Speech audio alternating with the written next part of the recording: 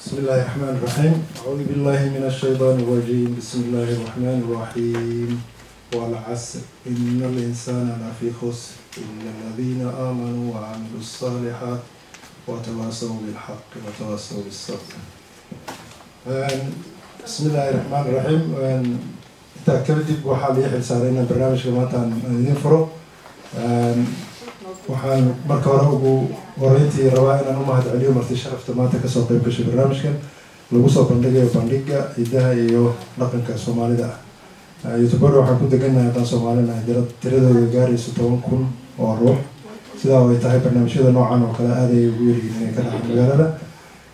haddii ay noqon lahayd mar walbana barnaamijka dhaqanka iyo suugaanta iyo hidaha waa wax maaragtay biniaadamku u baahan yahay in la isxasuusiyo, khaasatan dadka waqti badan waddanka kasoo maqnaa ha noqdaan ama ha noqdaan dhalinyarada waddankan ama jiilka cusub ee soo koraya, si ay dhaqankooda iyo diintooda iyo afkooda ay iskula weynaadaan.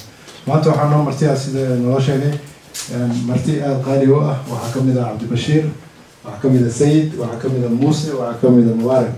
waxaad aragtid magacooda hore keliya inaan ugu yeerayo, taana waxaa weeye waa rag asxaabteyda ah.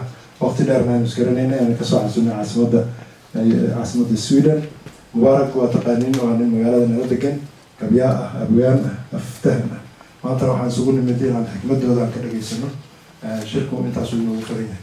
waxaan u dhiibaa mikrofoonka cabdibashiir.